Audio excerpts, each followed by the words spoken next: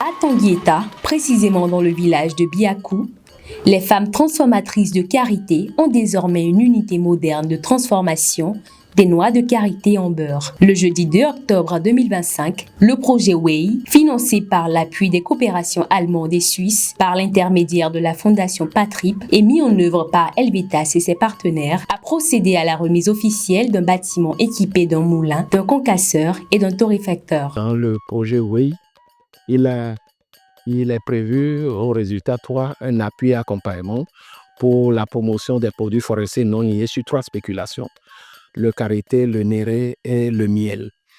Et Biakou, en fonction de ses potentialités de production de karité, a été identifié pour accueillir une unité. Cette unité est constituée d'un torréficateur, d'un concasseur et d'un moulin.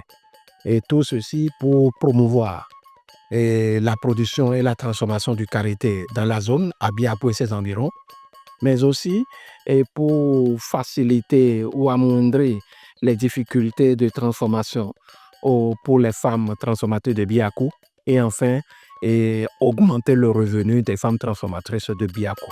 Cette avancée louable pour la filière karité n'a pas été sans la détermination des femmes de la coopérative de Biakou. Elles ont contribué à la construction du bâtiment destiné à abriter l'unité, démontrant ainsi leur volonté d'accroître leur production. Nous avons utilisé l'approche de développement des systèmes de marché. Et c'est pour ça que la communauté, les transformatrices en leur sein ont désigné une dame, Madame Philomène, qui a essayé de construire le bâtiment, qui a accueilli ça parce que c'est leur contribution. Et nous avons amené les machines et les installer. Après, elle donnera des prestations à coût réduit pour que la communauté aussi puisse en bénéficier. Que veut dire les femmes transformatrices. Donc, dans les 2 premières années, elle donnera la prestation à 25% de son coût réel. Après 2 ans, ce serait à 60% de son coût réel jusqu'à hauteur de 1000 kg parce que 1000 kg, c'est leur capacité individuelle. Parce que nous ne voulons pas qu'il y ait de dol dedans. Donc, au-delà de 1000 kg, dans les 2 premières années, ce serait à 50%, mais après les 2 années, ce serait au coût réel de la prestation. Heureuses de voir leurs efforts récompensés, les bénéficiaires ont exprimé leur satisfaction dans une ambiance festive. Entre chants, danses et remerciements, elles ont salué le soutien des partenaires, ont réaffirmé leur engagement à faire bon usage des équipements et ont surtout rappelé l'avantage économique de ces outils. Avant, on pilait avec la main. Maintenant, ils nous ont amené un moulin qui va nous concasser et moudre, en plus écraser. Donc ça va beaucoup nous faciliter à bénéficier beaucoup de choses dans le village. Nous sommes très contents qu'on ne peut même pas définir, on ne peut même pas remercier le projet. Le projet nous a beaucoup aidé dans le village. Avec tous nos enfants et nos maris, ça va aider dans la maison.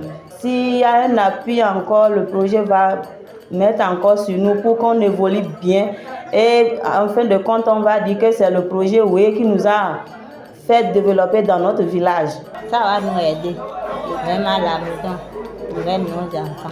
Cette cérémonie ne marque pas la fin du projet. Dans les prochains mois, des missions de suivi seront organisées avec l'appui de la cellule communale de la TDA 3 et des partenaires. Les perspectives envisagées par Helvetas sont prometteuses. Je prends l'engagement pour dire que c'est notre chose et nous allons veiller à sa durabilité en accompagnant les femmes dans les activités de transformation et également dans la gestion pour que le matériel puisse les servir et servir également les générations futures.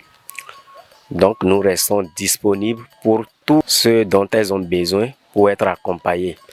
Et également nous donnons notre engagement pour la suite des activités, notamment l'aménagement du périmètre maraîcher. Avec cette unité moderne, le beurre de karité de Biakou est appelé à conquérir davantage les marchés locaux et régionaux. Une étape décisive pour l'autonomisation des femmes et le rayonnement économique de leur communauté.